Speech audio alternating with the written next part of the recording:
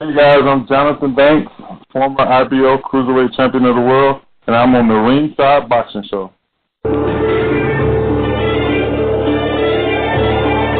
Live from Monterey on California's beautiful Central Coast, this is the Ringside Boxing Show.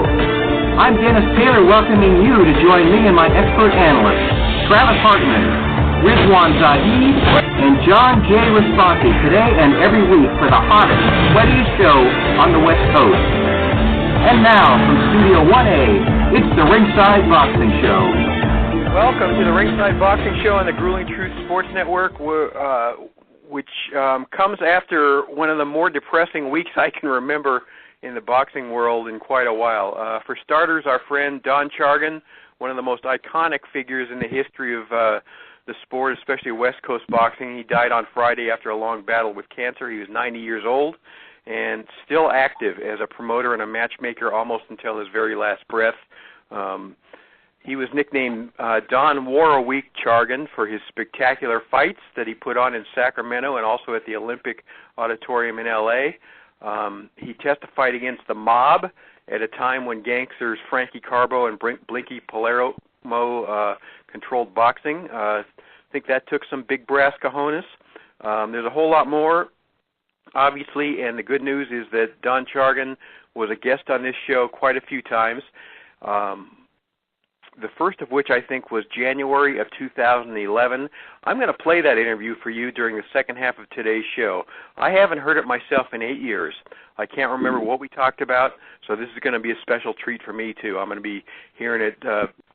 It's going to feel like the first time for me as you guys are listening to it, and it's a good one, I promise you. So rest in peace, Don Chargin. A big part of boxing died with you on Friday, and the sport is going to miss you. This also was the week that HBO Boxing died. The network announced on Tuesday that they were pulling the plug on their boxing coverage after 45 years. We're going to be talking about that with, as well as Billy Joe Saunders, who tested positive this week for a banned substance, and Victor Ortiz was arrested on 3 counts of sexual assault, including rape. So that's a bunch of bad news. And we saw Callum Smith knock out George Groves on Friday in the long-awaited finale of the World Boxing Super Series. We'll get some insight on all of that from our British correspondent, Paul McLaughlin, who is coming up shortly, and also from our expert analyst. Travis Hartman's a professional boxer and trainer and promoter from Osborne, Missouri. He's now living and training in Orlando, Florida. Rizwan Zahid's a boxing journalist from Toronto. John J. Responti is chief lead writer for MaxBoxing.com and DogHouseBoxing.com. And John and I are co-authors of Intimate Warfare, The True Story of the Arturo Gatti and Mickey Ward Boxing Trilogy, which is an Amazon bestseller. And we've got John and Rizwan with us right now, and Travis may be joining us shortly. He's got a busy day today. John, Don Chargin, you and I both knew him. He was not only transcendent as a matchmaker and promoter, but this is a guy who was always one of the truly great guys in the sport. You knew him. Am I exaggerating at all about him? Oh, not at all, Dennis. Don was, the thing that popped into my mind about Don when I heard that he had died and I was thinking about it was I couldn't help but personalize it in a way and think about when I first met him in Vegas about 8 years ago. And here I am, this little writer following Bill Kaplan around like a puppy, and we were going to meet Don Chargin, and I just was like dumbfounded because obviously I knew him from years ago from the Olympic because I was born in L.A. and lived there for a while and went back there every year to see my grandparents. So we went to the Olympic. So his name was just so prominent in boxing. To actually meet him was such an exciting thing for me. And what I will always remember is how down-to-earth Don was. He did not have an ego about himself. Everybody called him the legend. He didn't think of himself like that. And what he did for me, the little internet writer, was he made me totally feel right at home. We shook hands, and I was just one of the guys. And what makes me smile is when we were talking about old-time boxing, and I mentioned something from the 1960s about fighters, he smiled And I felt like, oh God, I made it. I'm in, because Don Chargin smiled. He looked, and then he looked at me and he said, "Boy, you know your stuff." And I was like, oh. But he did that with everybody. He accepted everybody for what they were, and he tried to help just about everyone, including yours truly. And I talked to him on the phone a number of times like interviewing him and writing articles, and he was always so gracious. I just have so many memories, and it was like a gut kick when I heard that. I knew a few weeks ago that he was not doing very well, but I almost thought he was indestructible. You know, I was going to see him on Saturday at 6, you know, at the Cache Creek for the fight. So I just thought he'd make it, because he seemed like he always did. He was in pretty bad shape 3 years ago, and he pulled through it. And it's tragic in a sense because of all the history. He lived to be 90, I know that, but he was just such a great guy. When in boxing, we don't have people like that a lot of times. We have people that aren't nearly as classy and kind and helpful. We have backstabbers. We all know this. Yeah. It's the way it is. Don was just such a fabulous guy, and I tried to reach out to Bill Kaplan, and Bill couldn't even talk about it, so all I could do was say, hey, I'm sorry. I mean, they were like brothers. Yep, they sure were. And so it's a major loss, but what a life, what a boxing history, and I just feel I'm sure like you, Dennis, feel very privileged that you met him, you got to talk to him, you interviewed him, you listened to his stories, and just very thankful that we were part of that. Yeah, it was about 9 years ago, I guess. I was just trying to figure out how to get more hits on my website and get more listeners to the Ringside Boxing Show, and I called up Bill Kaplan because I knew he was coming to town. Bill Kaplan, for people who don't know, is a Hall of Fame publicity man in boxing, and I figured, he might have some insight for me, and I got him on the phone, and he said, well, we just got in Salinas. Come on over to the Travel Lodge. Don Chargin and I are in room such and such. Get your butt over here. We'll talk about it. I said, Don Chargin, wow. So I drove over there, and Bill and Don are just sitting there in the hotel room, and they just sat there for 2 hours and talked to me about boxing, about everything about boxing, and just like they'd known me for years. And I was just meeting both of them, and huge thrill. But that was my first experience. Just both of them class acts, and I know Bill Kaplan, who was his best friend, is they went everywhere together, and I know he's got to be heartbroken, and the boxing world is too. So I'm going to switch gears right now and to some other news that had a big impact on a lot of fans this week. HBO Boxing is dead. On their October 27th broadcast of the Danny Jacobs-Sergey Derevyanchenko fight is going to be the finale of that network's illustrious 45-year history of covering boxing. 2 or 3 weeks ago, when the network announced it wasn't picking up Sergey Kovalev, Eleider Alvarez rematch, I actually got suspicious, and I asked you guys if this might be the swan song, if this might be the beginning of the end for HBO. I was just getting that vibe, and I was hoping you guys would talk me off the ledge, but you didn't. You had the exact same feeling. Riz, how come? What did you see coming? Well, look what you just said. The next on their next broadcast, they're going to kind of wrap it up, and that's not for another 4 weeks. So their last broadcast was 2 weeks ago, I believe. I don't think they've had another one since. Well, it was a Golovkin Canelo pay-per-view. And I don't think they've had one since. And usually, traditionally, the week after the pay-per-view, they would rebroadcast it and then have a little analysis and then get on to another live card. So even though, yes, streaming has taken over, and, before people that didn't used to watch the, that pay-per-view fight, they would watch it the next week. But now people always have access to it during the week. So I understand the pay-per-view replay might be down, but I think people will still want to watch it, number one, and hear what the guys have to say about it. But it's just having a 6-week gap in between fights is the most non-HBO thing that I can ever remember. I mean, and I'm not talking about, over the last 4 or 5 years. Like, they've had numbers that have, they've had good years and bad years over the last few years, but it's only this year I really noticed like a massive drop in amount of fights and everything. I mean, before I could pretty much recall there was a fight every week, and it seemed like they're blaming it on ratings.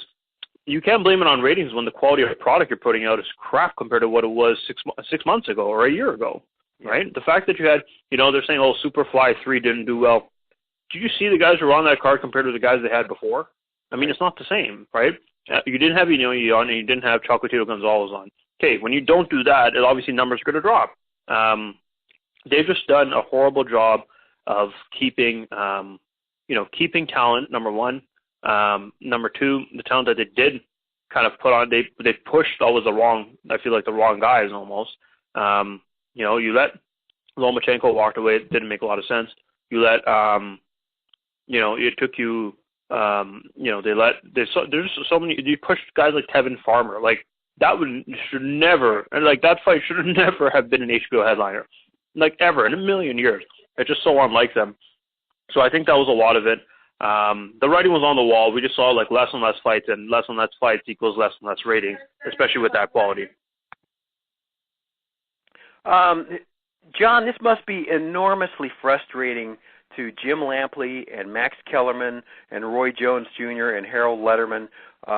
They knew what was happening, but couldn't say a word. I'm sure they knew. And now they're all in the soup line. I would not be surprised if Lampley tearfully retires because he's been doing this for 4 decades. What do you think happens to Kellerman and Roy Jones?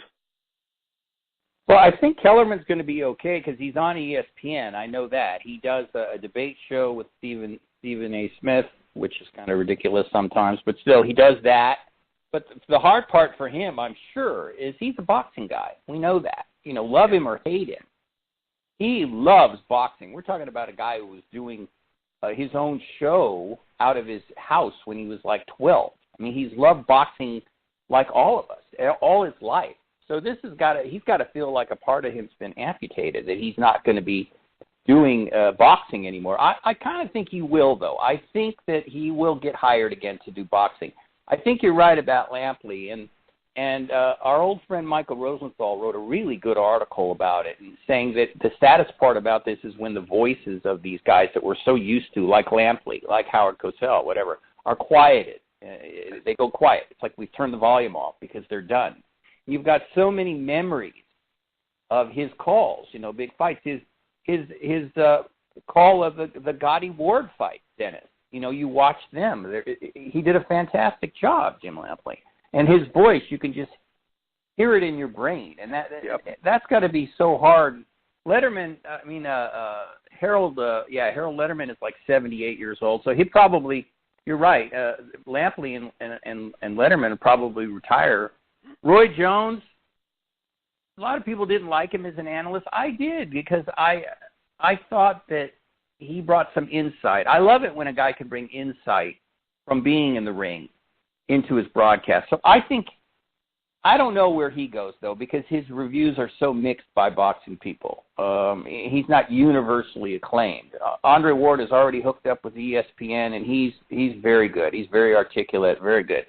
Roy is more raw, but he brings a lot there. So, yeah, it's got to be hard because I'm sure they knew this was coming. I mean, we all knew it was coming, and we knew that the final straw was when they pretty much said, nah, we're not going to do the Kovalev Elder rematch. We knew that had to be the end because it was going to be 2019. I was hoping for something, but that told us that was that. And it's sad because we got, all of us, especially us old fogies, have so many memories of HBO's fights and legendary fights. So yeah, it's just a really sad time for a routine that we really look forward to as far as watching boxing and the voices.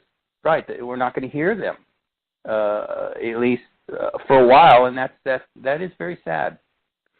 I read this week, Riz, that the investment that the network's boxing budget had essentially been cut in half since this new guy took over the HBO sports programming, and that may explain tons of this. If your budget's been cut in half, you really can't afford, I guess, to go after the big talent, and that's why HBO's stable of boxers has been fading.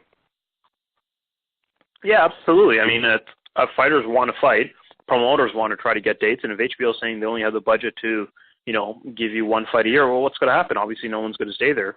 I think what everyone in hindsight should have probably saw coming is when Top Rank left HBO, because they had a long-standing relationship with them. And when Top Rank left, Top Rank's had there were issues with them, or like when Pacquiao left out, that turned out to be a one-off fight pretty much. So HBO's definitely ruffled some feathers in the last 5 years. That was never the case before.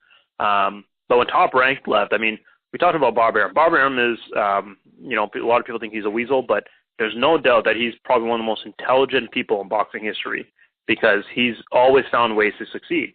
And now, it comes out that if ESPN is going to pick up any other boxers or anything like that, they're pretty much going to be co-promoted by Top Rank, and that they're going to get a slice of the pie. So the Kovalev Eddie Alvarez rematch is on ESPN, and it's going to be promoted by Top Rank, or at least he's going to get, the promotion company is going to get part of the revenue from that fight somehow. So they've put themselves in a great position, but you got to think that now, looking back in hindsight, that they probably saw it coming a mile away. And maybe they didn't think it was going to be this soon. I don't think anyone thought it was going to be this soon. This just seems very sudden, because you just went off arguably one of the most important middleweight fights in recent memory. Yep. And then all of a sudden it's, and the Jacobs-Derevyanchenko is a solid fight too. And sure. But it's such a solid, like how do you end it, right? It's not a TV series, right? Where just, you're supposed to have a conclusion. So I don't know. Like it's going to be interesting to watch. I hope Jim Lampley doesn't retire, just because, growing up in my generation, Jim Lampley was boxing to me. He is he's the number one. Anytime you kind of think of a fight, you're thinking how Jim Lampley calls it. You remember his memorable calls. One stood out to me. I remember watching his De La Hoya knocking out Vargas. That was one of the most important ones when I was growing up. But and there's always been that crew, I think, for numerous generations. And I think the question is now, who are people going to remember? Because as much as every sport has always had a link to, strong reporters and journalists and calls behind it, whether it's Bob Costas, Howard Cosell, Mal Albert. So who's going to be the new generation of it? It's the big shoes to fill. And but having mediocre fights, it was hard. It must have been hard for Lampley especially, and Lampley and Letterman, guys who've been there for that long, to really put that same effort and energy into the fights they were watching compared to some of the great ones they've seen. And they knew the quality was down. It's hard because they had to fake it, essentially. Right? To pretend that something better was happening when it obviously wasn't. So that must have been difficult for them. And I think you're right. I think Letterman's up there. Lampley's, he's not, I wouldn't call him old, but I wouldn't say he's young either. But I hope he continues to do some sort of play-by-play somewhere blow-by-blow, because he is I think the greatest blow-by-blow commentator I think boxing's ever seen. So it'd be a shame. It's just a shame for the ending to be like this for them specifically. I mean, the company is one thing, but fans relate to that broadcast team. A lot of people in this generation do, because they relate to them, and it's just a shame to see them go this way. What do you guys make of the news this week that Billy Joe Saunders tested positive for a banned substance, oxylifrine, which is a stimulant? It looked like his world title fight with undefeated Demetrius Andrade was, might be called off, but this drug also can be found in a nasal spray, as it turns out. That's what his promoter, Frank Warren, says that this banned substance came from. So the British Boxing Board of Control has decided to give him a pass on this. The fight's still on for October 20th in Boston. He's going to fight Andrade. I mentioned earlier that Victor Conte, the infamous expert on performance-enhancing drugs, says oxylifrine is 10 times more powerful than clenbuterol, the banned substance that got Canelo Alvarez suspended. If you buy a nasal spray before a fight, if you're a fighter, don't you look at the label to see if it's got banned substances, or are these boxers just oblivious to it, and their trainers too?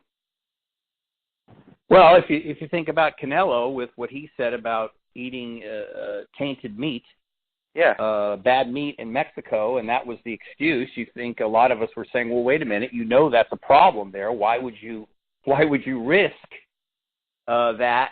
And it's probably the same thing. I would think more with Billy Joe, because he comes across to me as a spoiled, pampered kind of a guy that is a jerk in a lot of ways, and he probably thinks that everybody should be watching out for him. And if something happens, it's not his fault. That's at least the impression I get with him. The guy needs to grow up. The guy is an immature little brat. He's just really good. He's just really, really a good fighter, and that's what keeps him afloat. But I don't know the particulars. Anything that Victor Conte says I listen to. He is very notorious, but I don't know what the benefit of a nasal spray would have on you if that's what it is. It's just the problem is you don't believe what Frank Warren says, because Frank Warren, he's totally invested in Billy Joe Saunders. Sure is. So, right. So he's not going to tell the truth. So again, there's that murkiness in boxing that drives us nuts when they're trying to clean up the sport supposedly, and then you have something like this. So it just adds more frustration for anybody who wants boxing to be clean and upfront about things, and it's just very hard, and I read it, but I just roll my eyes, shake my head, and go, is there ever going to be a solution? And I still think the only way will be when they have a commissioner who has power to say, nope, that I don't care if the British boxing whatever is going to give him a pass. He's fighting in America, and we're not going to go along with that, right? And it's not going to happen. So it's just with him, again, with Billy Joe, it's just the whole package as far as I'm concerned with him. Maybe this is a wake-up call to him, but I doubt it. I think the only way it might have been a wake-up is if he had been suspended and lost all that money he's going to make fighting in Boston. But as far as the whole thing about steroids and all that, it just drives me nuts, and I don't want to believe it's as rampant. And we talked about this a few weeks ago, but things like this happen. It just really makes you wonder. Riz, what's your gut feeling on this? Is this you think this is an honest mistake or another Mexican meat scandal? It's hard to say. I mean, obviously his history doesn't help, and it seems like it's from what I read, it could be used for endurance enhancement. So maybe he was struggling to cut weight, and he had a lot of weight to cut.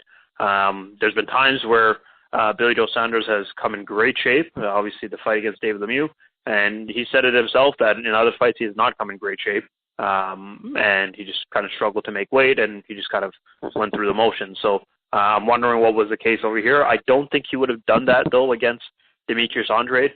Something like a nasal spray though is, they said it was in there. I think that is believable, right? I mean, you would think that nasal congestion can slow down endurance. So obviously, if that's something in a nasal spray, that would help it. But I mean, bottom line is he does have to know what's going on in his own body. I think, this is where the bigger the fighter is, the more responsibility they have. Billy Joe Saunders might get away with this because he's not Canelo. That is, and you reap the rewards when you're a big star, and you have extra criticism when you're a big star too. So in this sense, it might actually help Billy Joe Saunders. It would be. I don't think they would cancel the fight just because I don't think there's anyone else who really wants to fight Demetrius Andrade, and he doesn't really have a lot of options either. I don't think Billy Joe Saunders is going to reschedule against anyone either. But Saunders is, I mean, he might not. He's not a nice person, but doesn't mean he's necessarily guilty of this either. I think the same way we're going to look at Canelo. I think Canelo's side was worse because their claim of tainted meat, that itself was not the problem. The problem is your trainer is a former butcher who knows everything about what's going on. This has been going on for this was nothing new, right? So I think that's where more the criticism was of Canelo more than what he tested positive for actually. But for Saunders, it's believable. It doesn't mean he's still not liable. It's still his fault. But I don't think it's anything big enough to prevent the fight from happening because we've seen other times where something gets tested positive. They kind of, I'm sure they're going to be testing him a lot, maybe more rigorously from now till the fight. They're still a couple months away from the fight, or maybe like 6 weeks or so. Actually, you know what? No, I'm wrong. I think it's end of October, so it's actually coming up pretty soon.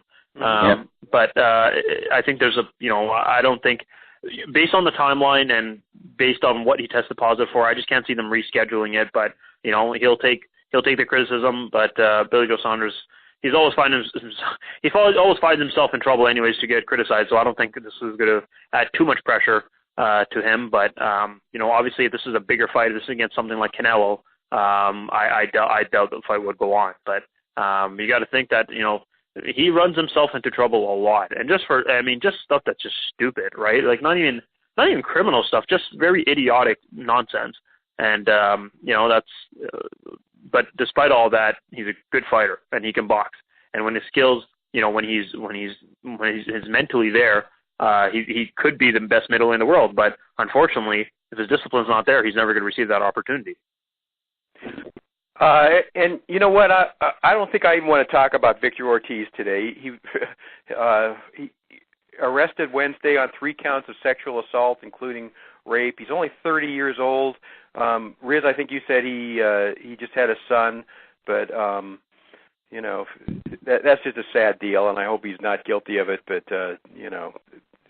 boy, talk about throwing away your life. John, you covered the World Boxing Super Series super middleweight finale on Friday between George Groves and Callum Smith.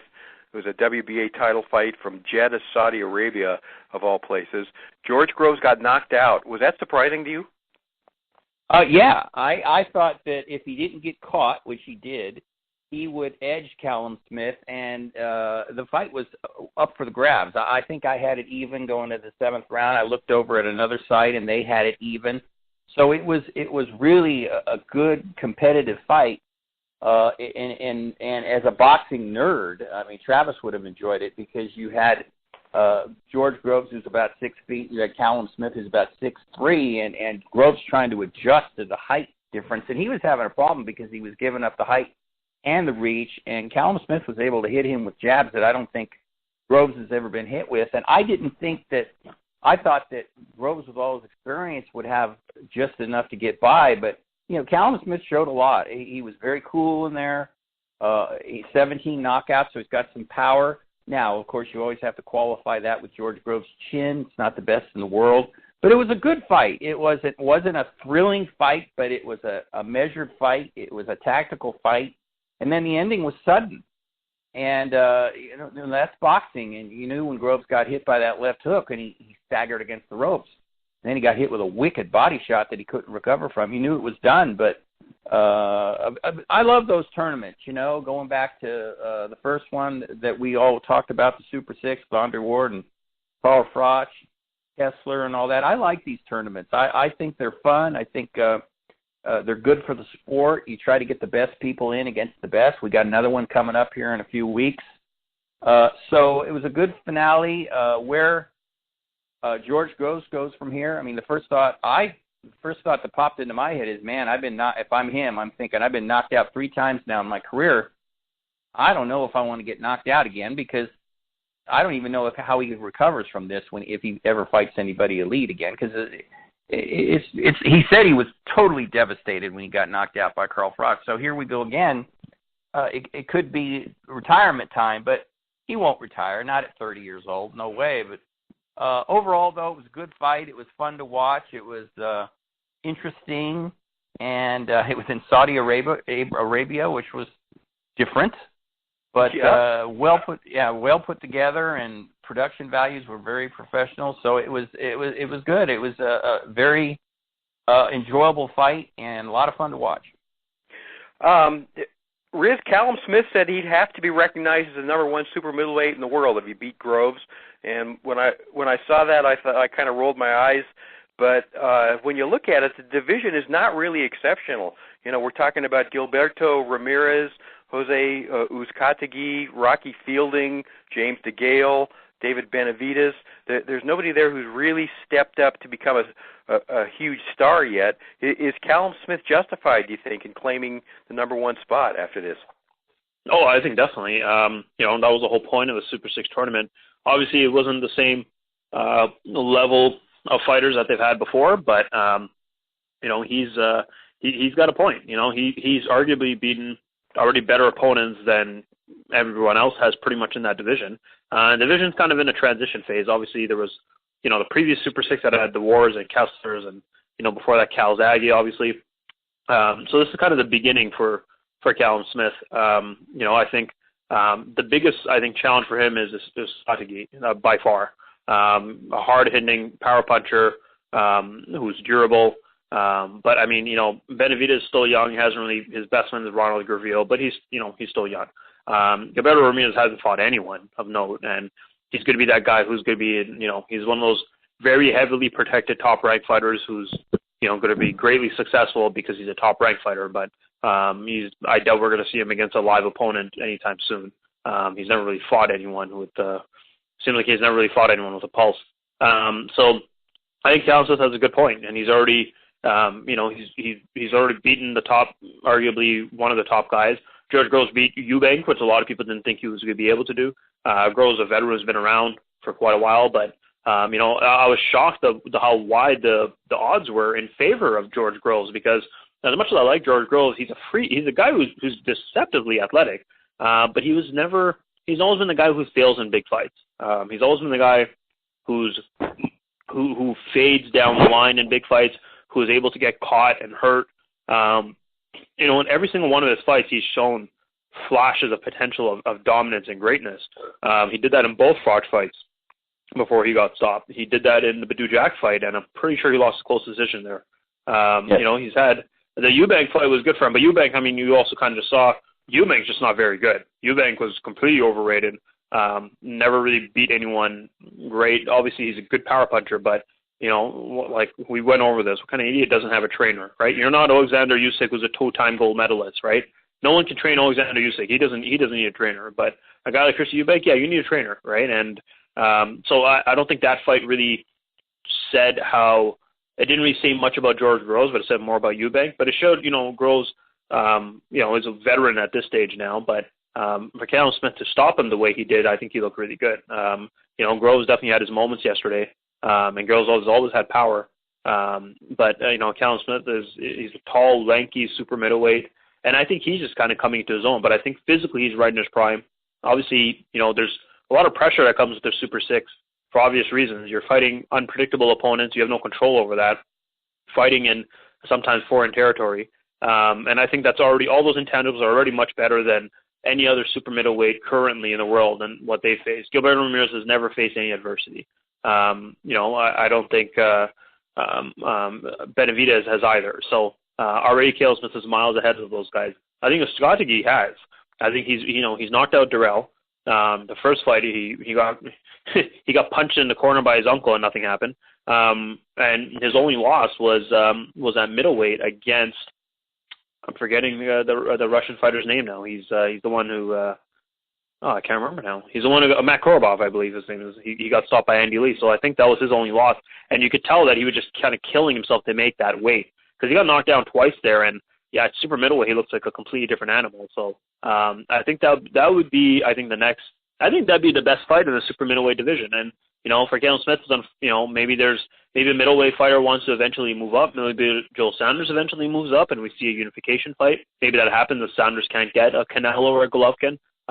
So Callum Smith is in a very good position now, and I don't think you can deny that he's the best fighter in the world right now. It might be one of those, well, no, he can't be the best fighter in the world. Let me see who else is out there. And then you go through the list and you realize, okay, you know what? Maybe he has a point. It's not a great division right now, but that's obviously not Callum Smith's fault. His job is to fight the best, and I think if he fights Strategy, who's arguably the number 2 guy in the division, I think he'll cement his place as the number 1 if he wins.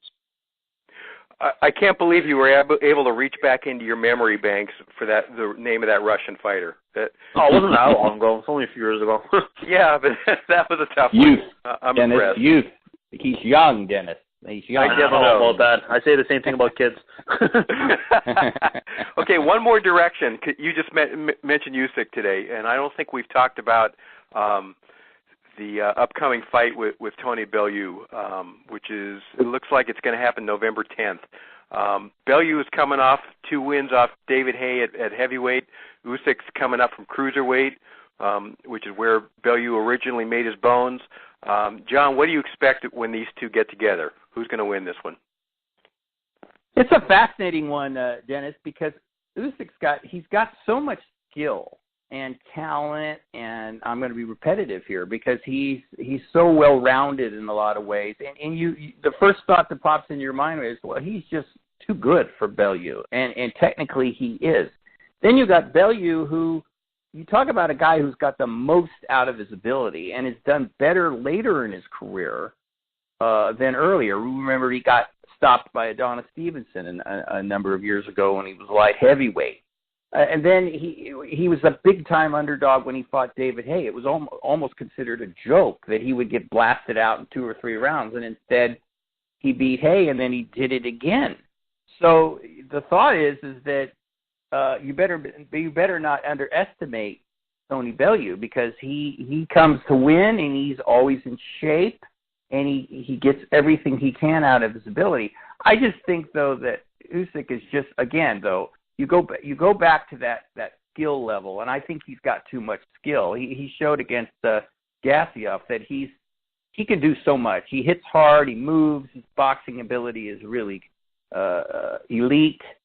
He's got too much. But again, you don't want to just say, this is going to be a blowout and Bellew's going to get stopped, because if Bellew catches him or whatever, who knows?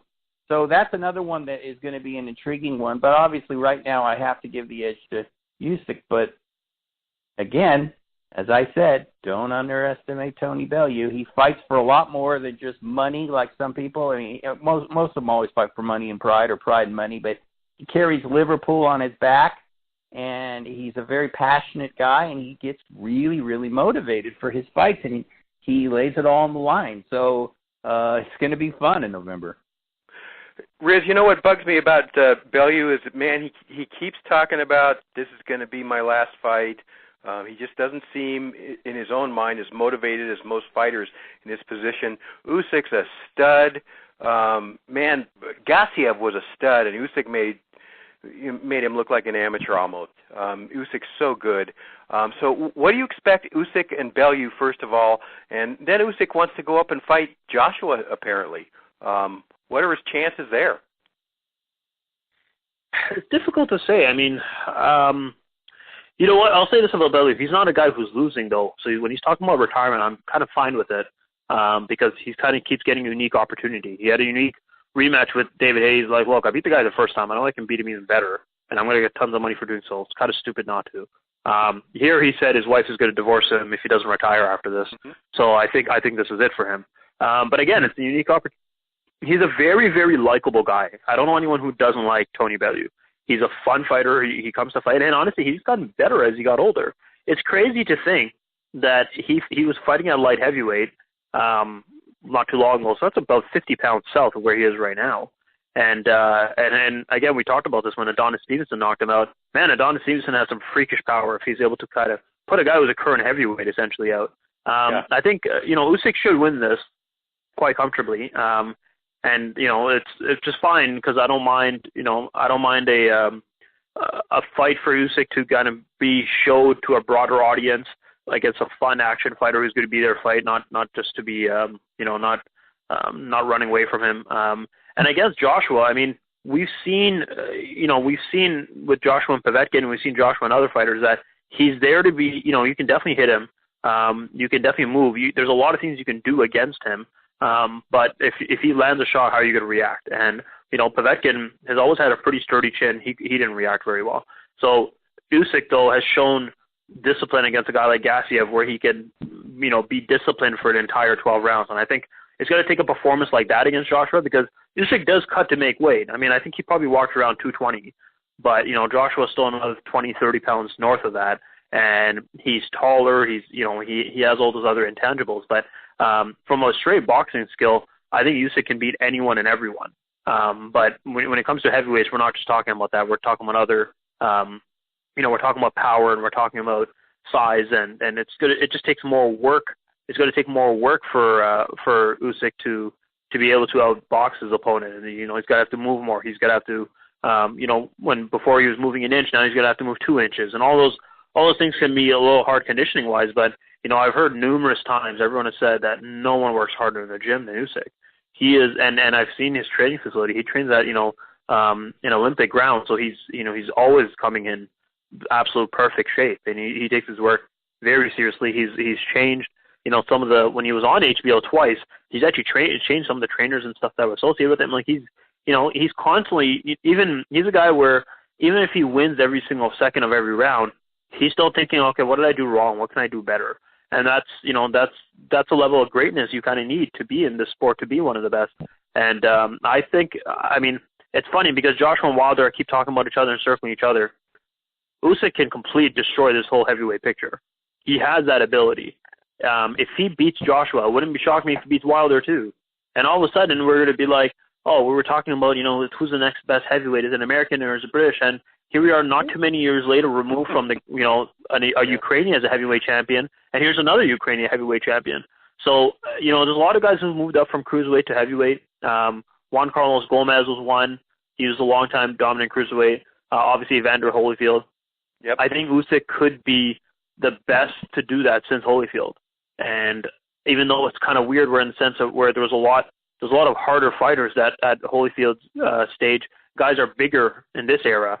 So in some ways it's even harder for Usyk. So, but Usyk is such a disciplined, just a tactically brilliant fighter, just a pleasure to watch. And I wouldn't be surprised if he beats both Joshua and Wilder. I'm not saying, it's obviously going to be very, very difficult, but I think it'd be insane to write him off just because of size. Yeah, and Dennis, ringside. Yeah, go ahead, John. I was just going to say, and the thing about Usyk is that I've noticed is he's getting better with fight. I saw him a few years ago and I was impressed, but the last couple of fights that I've watched with him, he's improved. So that's true what Riz said about him working on his craft, and he is just such a talented fighter that I see him beating Joshua too, just because of his technique and his brain and his skill. He'll do things to Joshua that nobody's ever done to him. He'll hit him from angles that hasn't happened. In some ways, he's like a larger Lomachenko. So it makes sense that we're thinking about him fighting Joshua Wilder, and he's got the skill to do it. So he's really going to be fun to watch. Moving, especially when he moves up. I expect him, like we said, to beat Bellew, and then he'll get a shot at somebody, and he might move up to the heavyweights right after the Bellew fight. So, his future looks really good right now. All right. Hey, Ringside Nation, you want insight? You get it right here from Rizwan Zahid, John J. Responti. Travis couldn't be with us today. He's promoting a big fight in St. Joe, Missouri. His brother, Drew, is the headliner. I think Drew's 9-0 right now. So Travis had 50 things to do today, couldn't join us. Great job, guys, as always. Thank you very much, and have a great week. Take care. Bye-bye, guys. All right. A week from Saturday, our local fighter, Ruben Villa IV, will fight in his hometown, Salinas, California, at a little soccer facility, indoor soccer facility called the Storm House. It's a great venue. He's the WBO Youth Featherweight Champion, and he's going to try to move up to 14-0 in an event that's co-promoted by Thompson Boxing and Banner Promotions. If you go to Thompson Boxing website, you can find tickets. Thompson Boxing also will stream the fight live. You can watch it on their website. Ruben Villa won 15 national tournaments as an amateur. He beat U.S. Olympian Shakur Stevenson twice in 2016 and was runner-up to him at the Olympic trials, and he's got a real shot at becoming a world champ next year, so check him out. Our British correspondent Paul McLaughlin is coming up next with his take on Callum Smith's big win over George Groves and some other stuff. That's about 1 minute away. We will be right back. Don't go away. Hi, I'm Dennis Taylor, host of the Ringside Boxing Show, where since 2008 we have been continuously sponsored by Garcia Boxing, the first family of the Sweet Science on California's beautiful Central Coast. Trainers Max and Sam Garcia and ring strategist Dean Familton are regarded among the most knowledgeable in the game. And Kathy Garcia, who manages all Garcia boxing fighters, is renowned for her integrity and career guidance, having taken 2 boxers to #1 world rankings. Together they comprise one of the most respected teams in the sport. Learn more by calling 831-261-3214 or send them an email at garciaboxing25@aol.com. This show just makes me want to punish somebody. What are you doing? Hi there, it's Paul McLaughlin with your weekly roundup of everything going on in the UK boxing scene at the moment. Well, I hate to say I told you so, Dennis, but I did. Callum Smith knocked out George Groves in the 7th round to become the WBA Super Middleweight World Champion and win the World Boxing Super Series final, as predicted by me at the start of the actual tournament. The Liverpudlian landed a huge left hook halfway through the 7th round that sent Groves spinning back into the corner, and Smith followed it up with 2 body shots and an uppercut to send his opponent to his knees. The tournament's number 1 seed was clearly struggling to recover and stayed down as referee Lewis Pabon counted to 10, 2 minutes and 4 seconds into the round at the King Abdullah Sports City Indoor Arena in Jeddah, Saudi Arabia. As well as becoming the WBA Super Champion, Smith retained his WBA Diamond Belt and won the Ring Magazine title and the coveted Muhammad Ali Trophy. We caught up with Callum after the fight. Speechless, to be honest with you. It's something I've worked so hard for so many years. And a kid fighting the Schoolboy Championship, Joe Dean becoming a world champion, turning professional. I believe I was good enough to go and reach the very top. But there were times where the question, will it ever happen? And there was times in the build up to this, we were thinking, I've waited this long for a world title shot, but don't take it, I might get another one. So the pressure was on, but I said for a while about I knew I was good enough to do it. I knew I was the better man, and I just needed the chance to show it. And people forgot about me over the past 2 years and ripped me off. And I showed tonight I'm not the fighter people have seen the last 2 years. I'm a lot better. I told you guys, big things there. Eddie Hearn was also very happy with his protege. Another champ from the debut to the world champ. Chuffed for him, mate. Brilliant performance. I just felt that he was just too fresh for him, and I think that was the difference. Too sharp, punched too hard, too big, and it was just the time tonight. It's changing of the guard. George Groves, massive respect for him, brilliant career, but it was just time for a new world champion.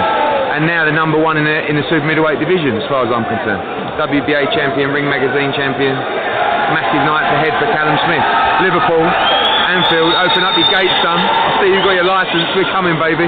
And elsewhere on the night, Chris Eubank Jr. got back to winning ways with a 3rd round TKO victory over JJ McDonough at the World Boxing Super Series undercard. The controversial and enigmatic super middleweight had the Irishman down in the opening round and stepped it up a gear round by round, only for McDonough to be pulled out after 3 rounds.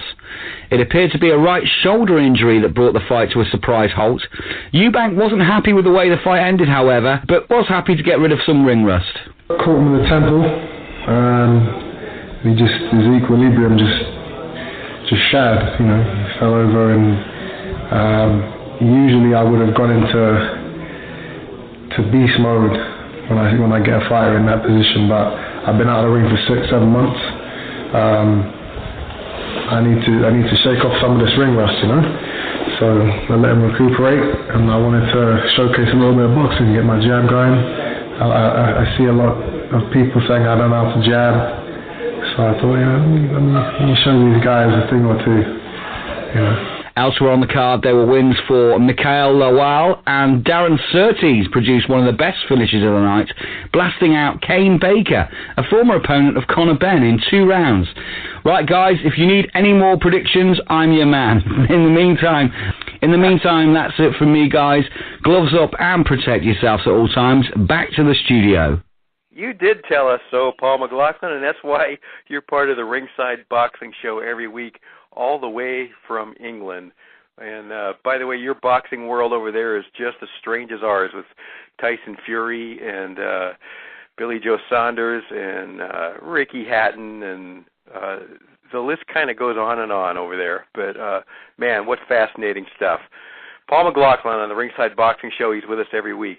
Next up, you are going to find out why Don Chargin was a living legend in boxing for about 5 decades. Our 2011 interview with his International Boxing Hall of Famer and World Boxing Hall of Famer, by the way, is coming up after one more very quick break. Don't go away. I'm Dennis Taylor, co-author of the Amazon bestseller Intimate Warfare, the true story of the Arturo Gatti and Mickey Ward boxing trilogy. Writing this book was a labor of love for John J. Responti and myself. We enjoyed every minute of the process and considered it a privilege to tell the tale of one of the most electrifying boxing trilogies in the history of this sport. Intimate Warfare traces the collision course of Arturo Gatti and Mickey Ward from their earliest days through their 3 epic fights, as well as the aftermath of this great rivalry, which culminated in one of the greatest friendships in boxing. Intimate Warfare has received a 4.5-star rating from readers and was endorsed by Hall of Famers Harold Letterman and Joe Cortez and 2-time Trainer of the Year Virgil Hunter. Our foreword was written by Ray Boom Boom Mancini, another one of the greatest blood and guts fighters of our time. Get your copy today at Amazon.com. Oh boy, is this great! Welcome back. You're listening to the Ringside Boxing Show on the Grueling Truth Sports Network. I'm Dennis Taylor, and today we've decided to replay an interview that Irish Joe O'Rourke and I did 7 years ago with one of boxing's all-time icons, Don Chargin, who was a promoter and a matchmaker here in California for more than 50 years.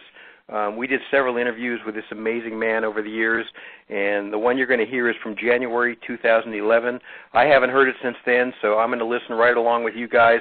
Fasten your seatbelts. This guy has some stories to tell. Here is Don Chargin from 2011.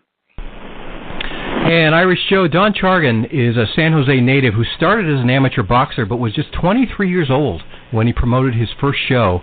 That one was headlined by the great Manuel Ortiz and Eddie Chavez way back in 1951. In 6 decades since that night, he's been really the heartbeat of the West Coast boxing scene. He's a member of both the International Boxing Hall of Fame and the World Boxing Hall of Fame. We are honored to have him with us right now. Mr. Chargin, how are you? Just fine, just fine. Thank you for calling. Hey, it's absolutely our pleasure. Yeah. When you look back over 6 decades of a promoter, let me throw a tough question for you right now. What do you consider your greatest night? My greatest night, I'll tell you, there were several. There's nothing like starting a fighter out and having him win a world title. I did that in Los Angeles with Mando Ramos and Carlos Palomino and Raul Rojas and Danny Little Red Lopez and that, and then in Northern California with Tony Lopez and Loreto Garza, Bobby Chacon in both Southern and Northern California, and Willie Jorn. They all, had started under our promotion and ended up winning world titles. We've got a fight on our website, ringsideboxingshow.com, that anybody can go to right now and watch right now. One of my favorite fights of all time, Mando Ramos and Sugar Ramos. Oh, that's Olympic. My favorite. Is it really? That is, yep. I have it here. I play it every couple of months. Tell us about that fight. What made that fight special, and what did those two guys mean to the LA boxing scene? Well, they both had been world champions, and were still a real viable force. I mean, they were still both top headliners, and we put that fight on, and that was the biggest crowd that we've ever had. The Olympic held 10,400 seats in those days, and I hate to say this, but we had about 14,000 people in there. You absolutely couldn't move. It was, and what an electric night, and it was this, well, you've seen the fight. It was just a brutal fight, both give and take. I mean, they were both, I've never seen a fight like that. They were both cut above and below both eyes, and in fact, I have a picture in my den of when they rang the final bell, both fighters were leaning against each other, holding each other up. It was, they both had been in a lot of great fights, but always said what respect they had for each other. Wow, what a great story. Don, can you tell us a little bit about Schoolboy, Bobby Chacon, Danny Little Red Lopez, and their rivalry? Well, it was a funny thing. When they turned pro, the press was after me after they both had just a handful of fights, 3 or 4 fights. to match him in a 6-rounder. Well, I knew that this would be something bigger, so I kept them apart for as long as I could, and finally we made the match at the LA Sports Arena. We had over 17,000 people there. It was too big for the Olympic. We had over 17,000 people, just sold it out, and they were both babies at the time, and within a short time they both became world champions. But it was a real rivalry. Bobby, in those days, Bobby Chacon was a master boxer. It was tough to land a clean shot on him, and he was so different than in later years. Because in later years he was thrilling and would steal the show wherever he fought, but he took a lot of punishment in that. And that all started when he took a fight out of shape. And after about the 4th or 5th round, he couldn't stay up on his toes anymore, and he just started staying in there slugging, and he just loved to hear that crowd. Wow. So what kind of a character was Aragon, and do you have a favorite story about him? Oh, my God, there's so many. Aragon was I'll tell you, he was such a character that people lose sight of. He was a heck of a fighter. Yeah. He really could fight, and a huge drawing card. In fact, he had, before I went to the Olympic in the late 50s, I promoted at the Hollywood Legion Stadium, and Art fought, I think the last 2 fights I had there, he fought Pat Lowry and Joe Maselli, and in great fights. But Art was such a character that he doesn't get the credit for being as talented as he was. Larry Merchant told us a couple of weeks ago that Aragon was booed out of respect as they lowered his casket into the grave. That's right. That's amazing. How exciting was it? Were you part of Jerry Quarry's rise? Oh yes. Yeah. How exciting was that for you? Oh, it was great. It was just a shame there was always management issues, and poor Jerry was easily led. I mean, somebody could go up and say, Don Chargin wants you to get beat this next fight. And instead of checking, he'd believe it, and he'd pout and wouldn't talk to me. When, all the time we had a promotional contract on him, and he's the one we wanted to win. But Jerry, he could beat everybody except Joe Frazier and Muhammad Ali. Yeah. That was, he was just there at the wrong time. What are your memories of Tony the Tiger Lopez? Oh, I have good memories with Tony. Tony never ever turned a fight down, never came in. Whatever the weight was, he made the weight and was always in great shape. Tony was a real champion and huge drawing card. Don, Carlos Palomino, what's his place in LA boxing history? Well, Carlos, in fact, I'll tell you one thing I get a kick out of. One of my claims to fame is that I promoted the only world title fight between 2 college graduates. And that was when Carlos Palomino fought Armando Muniz. Yeah. They both were college graduates, and it was a great fight. Carlos stopped him in the 15th round. Now, when Carlos came out of retirement after a million years, was that your show against Wilfredo? No. In fact, Carlos called and invited me to the show, and in my way of protesting, I wouldn't go. Because I was too fond of him to do it. But Carlos today, if you saw him today, you'd think he could fight tomorrow night. Yep. He runs marathons. He's never put on any weight. He just looks tremendous. We're talking to Don Chargin, legendary promoter from California.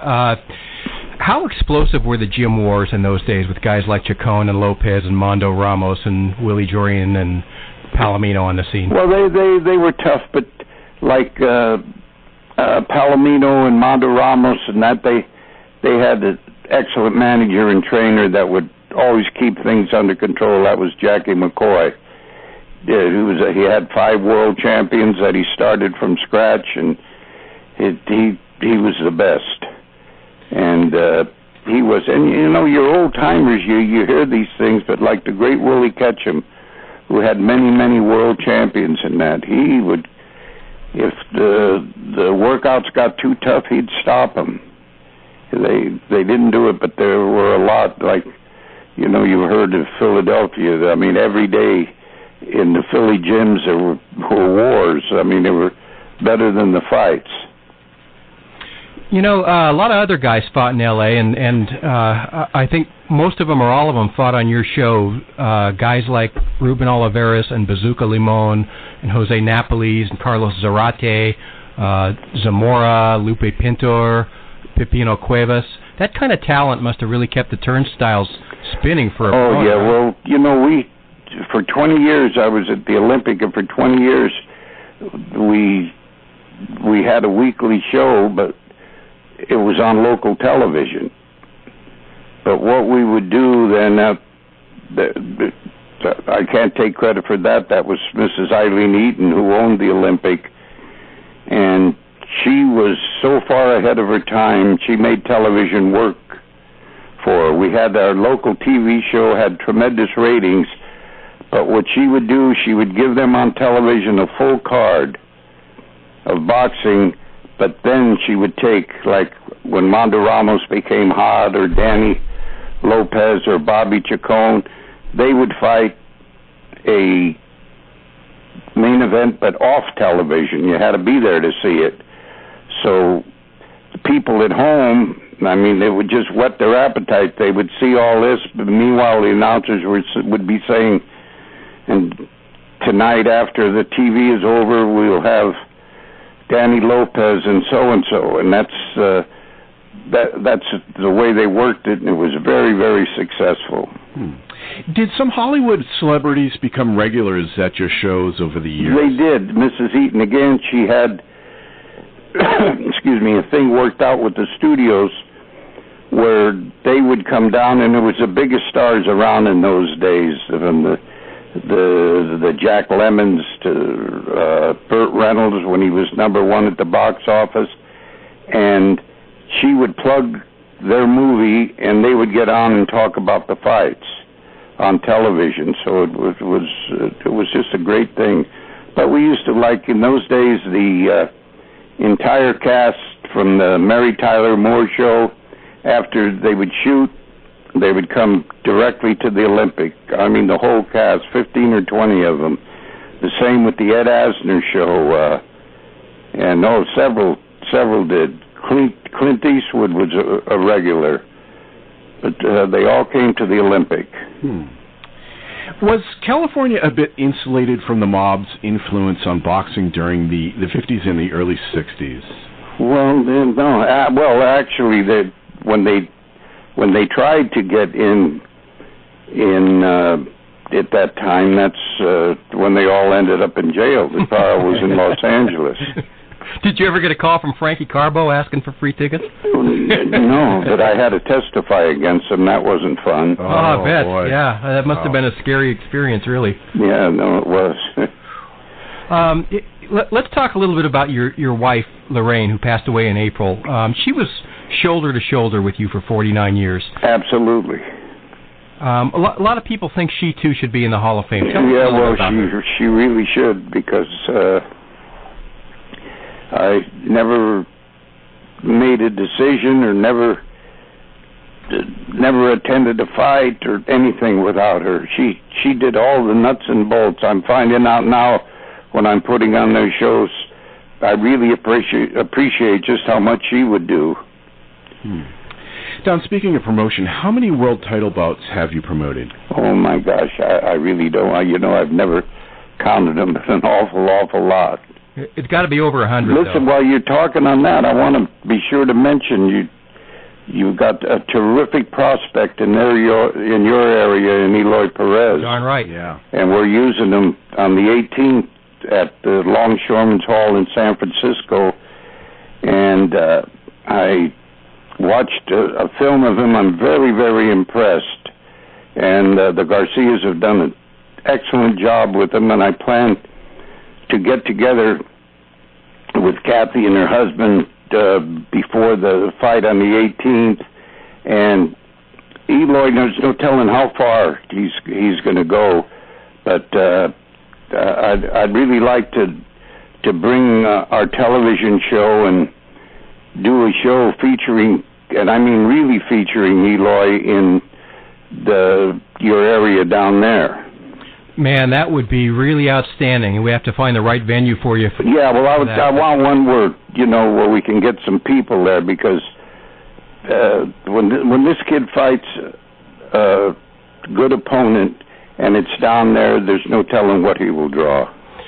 Yeah, absolutely. He's an exciting young fighter. We've been talking about him for most of the show, and also have Alfonso Gonzalez in the studio with us today, who's a young kid who's going to be right. He'll be on the card also. Yep, absolutely. So, does it seem like it's been 60 years? No, really, it doesn't. Without my Lorraine, it's been this year has been tough, but now the years just flew by. We didn't, when I had opened up the Open Coliseum, and when Eileen Eaton started bringing us down to Los Angeles and wanted me to go to work as her matchmaker, and we just got along so well that we came, and I told Lorraine we'll go for maybe a couple of years to see how it works out, and 35 years later we were still there. But we moved up to Cambria about 7 years ago and just love it. It's so nice, a nice slow pace, and I really enjoy it here. Don Chargin is going to be co-promoting the February 18th show at Longshoremen's Hall in San Francisco's Fisherman Wharf, headlined by Eloy Perez. You're going to be co-promoting that with Golden Boy Promotions, correct? Yeah, well, sort of a co-promote. The promotion is mine. They supply the television. Oscar supplies the television, and Eloy is under their promotional contract, but I work also as a consultant for Golden Boy, and they like the way I develop fighters, and they're really anxious for me to get involved with Eloy. Well, hey, it's been an absolute pleasure talking to you today, sir. Hall of Famer twice, Don Chargin. And you picked a great place to live in Cambria. I've been down there, and that's I think you delivered lumber, didn't you, Irish Joe, to Don Chargin's house? Absolutely. Yeah. He did. He worked for Hayward Lumber a while back and delivered lumber to your house one time. Really? Yeah, down in Cambria. Oh, boy. Very small world. Now he's a big radio star. Yeah, so. Good. Well, listen, I appreciate you calling, and, we have a fight on the 11th, too, in Vacaville, a week before the San Francisco fight, and the people there in Vacaville, between Vacaville and Fairfield, are really supporting it. The reason that I've been doing it there is that they've got some young preliminary fighters there, and I used several of the kids in San Diego, and they asked me, "Can't you please put a show on?" A lot of our relatives and that can't afford to take the trips to see his fight, so we had a show January 7th in Fairfield, and it was a small arena, but we must have turned 300 or 400 people away, so we're hoping for the same thing in Vacaville. Who's your headliners that night? Alan Sanchez, a local kid that has only had 7 or 8 fights, but he tears the house down every fight. And then in the companion feature, one of Golden Boy's fighters, an undefeated light heavyweight, a Cuban from New York. His name is Peter Quillen. Oh, okay, yeah. He'll be on the companion feature. Kid Chocolate's been on our show before, so outstanding. Okay, Don, hey, it's been an absolute pleasure. Thank you so much, sir. Oh, thank you very much. Okay, the great Don. Bye-bye. That was the late, great Don Chargin on the Ringside Boxing Show with Irish Joe O'Rourke and me in January of 2011. And that was about 7 months after Don lost his beloved wife, Lorraine, also his business partner. She did so much for him, and you could probably hear him choking up a little bit when he started talking about her.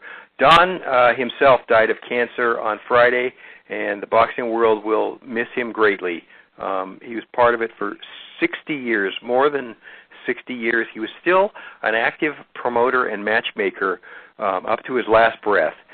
He was due, I think, this coming Saturday or a week from Saturday. I think it's this coming Saturday. He was due at a show with Paco Damian from Paco Presents, and Paco was optimistic until a few days ago that Don was going to make it to that show, but he didn't. So rest in peace, Don Chargin. Hey, do you like this broadcast? Do us a solid. Tell all your boxing friends about the Ringside Boxing Show. Post us on your social media. Help us grow. Also, if you have not yet discovered the #1 website in the world for daily boxing news, you have something to add to your bucket list. We update ringsideboxingshow.com 365 days a year with all the hottest headlines and most interesting stories every single day. If you're a hardcore boxing fan, this should be your first stop every morning, and this might be the only website you need to visit all day long. Check it out right now and be amazed. ringsideboxingshow.com. Thanks, as always, to our expert analysts, Rizwan Zahid and John J. Responti. Travis couldn't make it today. Thanks to our British correspondent, Paul McLaughlin, and, of course, a belated thanks to the late, great Don Chargin. And, of course, thanks to all of you, Ringside Nation, for being a part of our worldwide audience again today. Keep your chin tucked, and we will talk to you again next week on the Ringside Boxing Show. Well, it's a great day for me to whoop somebody's ass. It's a bad day, so you better get off of my back. You might get cold cocked if you cross my path. It's a great day for me to whoop somebody's ass.